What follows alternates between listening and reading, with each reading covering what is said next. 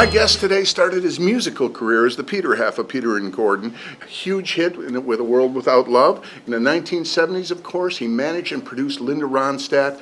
Also produced a string of platinum albums for James Taylor. Very excited to be here with Peter Asher. Peter, hi. Welcome. Nice to be here. Thank you. Now, A World Without Love. What a great song, man. Yeah. Aren't you glad that you aren't tagged to something like Yummy, Yummy, Yummy, I've Got Love in My Tummy? Because that's true. Yeah, yes, exactly. Because your Yummy song Yummy's not a comes bad song, but I wouldn't want to sing it every night. Oh, That's good true. Lord. No, and your exactly. song comes on the radio, and I leave it on. It's Oh, well, it thank you. holds up all Thank you. these years Me later. too. And your sister, of course, was Jane Asher, Yes. who dated Paul McCartney. Yes. So a lot of us, and a lot of people here, we're at BEATLEFEST today, we don't have that close connection that you had. So while the world was absorbing the Beatles, you were maybe a little more insular, maybe they were a little closer. Well, yeah, Paul and I became friends because he moved into our house. You know, he and I shared the top floor of our family home for a couple of years. So, Oh, man. So we became friends, yes. And as a musician and as a budding artist, was it evident to you that this guy is just a fountainhead? Yes, oh, without doubt, Yeah. no question. No, I mean, he was playing me songs that were astounding, you know, and things. So, and he could pick up pretty much any instrument play pretty much any instrument he chose to pick up. So, no, he's a quite remarkable musician, and that was immediately evident, yes. And did you steal any ideas from him, or? Oh, wherever I could, but not very, you know. But I learned a lot from him. Certainly, I learned a lot from all of the Beatles, and I learned a lot from George Martin because Right. once I decided I wanted to be a record producer, he obviously was an idol of mine as well. So I learned a lot from all of them. You know. Well, at first you were an artist before you were a producer. Now, Yes. did you get tired of that, of the celebrity thing, of being the performer, and want to make the jump into producing? No, I've never got particularly tired of any single aspect of it. I knew I wanted to be a producer, but kind of as well. You know, it's not as if I gave up performing. I really gave up performing because Gordon and I gradually stopped working together, and I got very busy with other things. So I started producing, and then, as you say, I started a management company with James Taylor and Linda Ronstadt, and eventually Carole King and Joni Mitchell and Randy Newman and a bunch of people. So I was busy. That's so, crazy. I did gradually stop performing, but then I resumed performing with Gordon after a 30-something year gap, just because we were invited to do so for a benefit and thought it would be fun to do. Now I'm in a position where, it's fun. I get to combine performing occasionally, and right now I'm doing these dates with Jeremy Clyde, which is Right. a whole other story. And Of Chad and Jeremy. of Chad and Jeremy. So we've combined the leftovers of the two duos of the The 60s. better halves, let's say. Maybe call it the better. We'll let the public choose. But yes.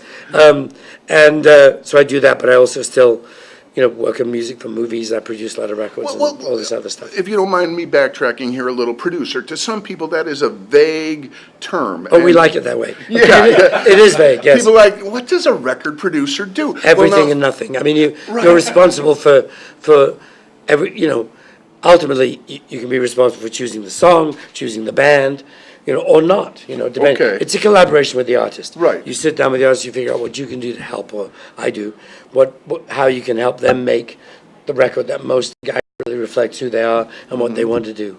Well, It's different depending on who the artist is and how they work. Well, and have you had that situation where you go in and you assess, this artist needs this, this, and this, and they don't want you to do that?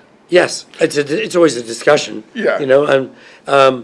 But the secret is listening to the artist. I mean, when I first started working with Linda Ronstadt, she had a reputation as being difficult, and she wasn't difficult at all.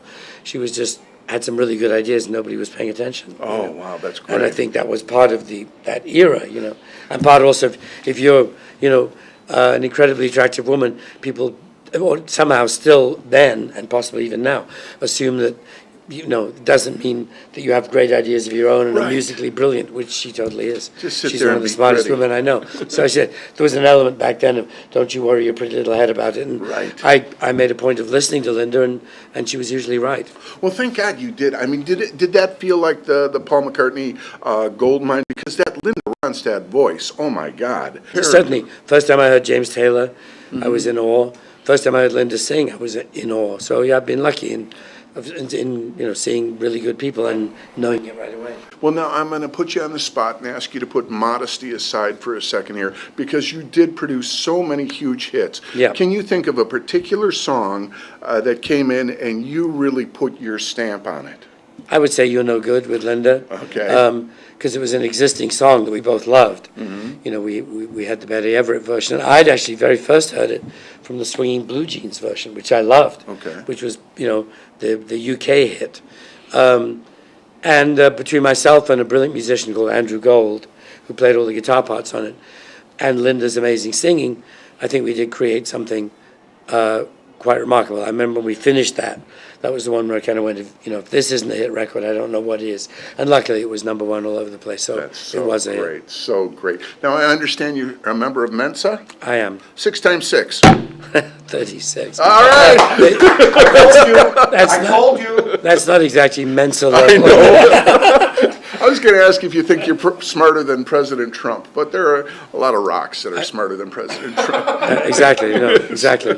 We'll cut all that out. Hey. Oh, please don't. It's just a question how many thousand times smarter than President Trump this table is. But, you know. Anyway, getting back to the music. So today He has a you're certain working. animal cunning, I suppose. That's as far as you could go. Anyway, carry on.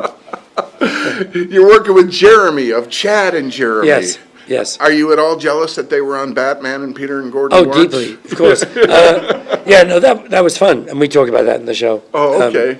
We show clips of, you know, they did Patty Duke and Batman and stuff, but they were never on the Ed Sullivan Show, and they never had a number one record. Not that we're competitive, but just so you know, just to get our facts on the table. Say it again, you're no good, you're no good, you're no good, baby, you're no good.